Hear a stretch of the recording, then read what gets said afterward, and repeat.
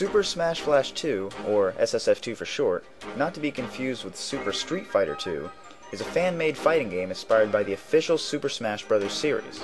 The game is done entirely in Flash, which is kinda nuts considering the amount of content this game has.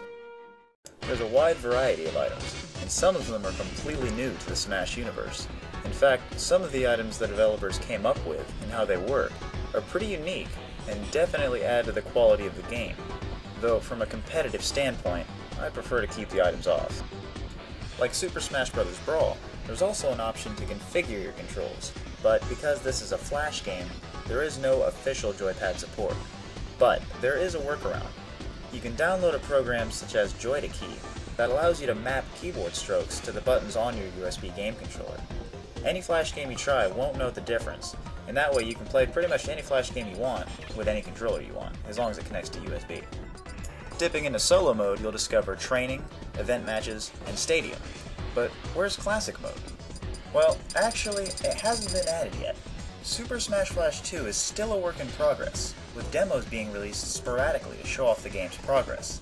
If you look on the title screen, you'll see the demo's version number, and with every new demo comes new characters, stages, physics upgrades, and overall improvements to the game.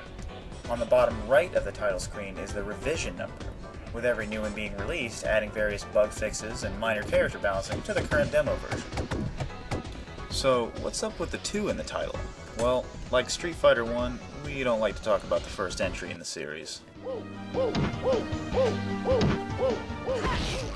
The game is being made by McLeod Gaming, an independent gaming company founded back in 2003. Like its 3D counterpart, Super Smash Flash 2 uses varied characters from the Nintendo universe and puts them all together in one game in a battle to see who comes out on top.